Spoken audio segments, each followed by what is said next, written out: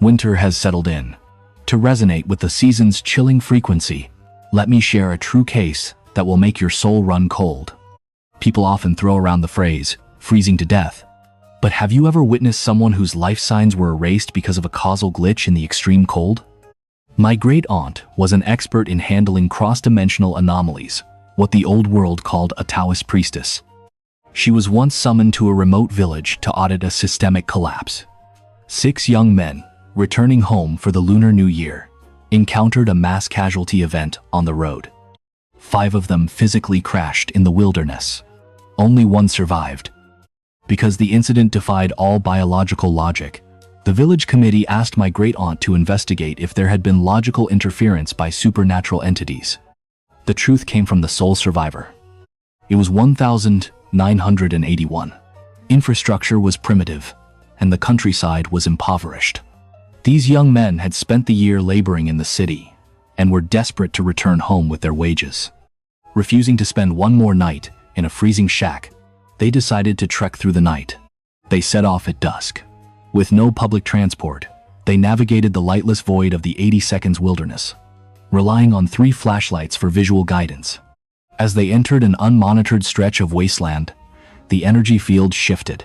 A piercing wind, like an algorithmic attack, caused the temperature to drop 20 degrees in an instant. The leader spotted a flickering light under an abandoned bridge. Approaching, they saw 3 figures dressed as laborers in deep green military overcoats huddled around a campfire. The leader initiated a social request to share the heat. The man in the coat didn't speak. He simply shifted his coordinates to signal silent permission. 5 of the men sat down, but the survivor noticed a critical system conflict. The fire emitted no heat radiation. Instead of warming him, it felt as if it were extracting his thermal energy. He felt colder the closer he got. "I can't feel any heat," he warned. "Is your perception system malfunctioning?" But his friends had already fallen into a logic hijack. They refused to leave the phantom warmth. The survivor decided to unilaterally cut ties, taking his flashlight and completing the trek home alone. The next day, a search party returned to the bridge. The scene was gruesome. The 5 men were still there, frozen in their crouching positions. Their muscle tissue had carbonized into a biomechanical lock. Their bodies were so rigid they couldn't be straightened. They were permanently fixed in that crouching pose. Beside them lay 3 sets of ancient human skeletons. The survivor collapsed from pressure overload. He realized that if he hadn't executed his exit command, he would have become part of this zombie process. My great-aunt's audit revealed the truth. They were victims of negative heat source hijacking, burned to death by yin fire. The residual consciousness of the 3 skeletons had spoofed a campfire, a ghost fire, acting as a phishing link to lure the living. Their goal was to siphon the yang energy, positive life force, to stabilize their own frequency. Once the energy was drained, the victim's systems suffered a hard crash. The restoration protocol was complex.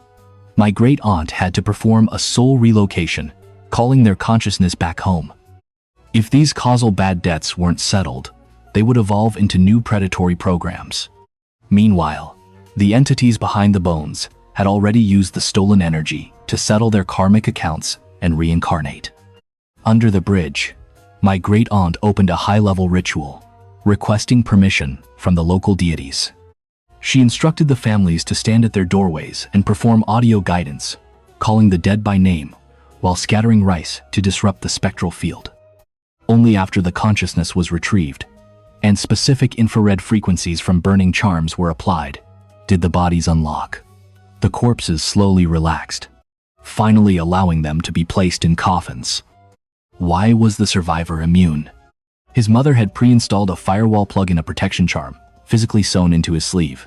She had ordered him not to execute a wash command on the coat until he reached home. It was this maternal underlying encryption that saved him from a total system crash. This case serves as a warning. In the dead of night, beware of temptations that defy logic. Otherwise, you might just become a piece of dead code in the chain of causality. Have you ever heard a story like this? Tell me in the comments.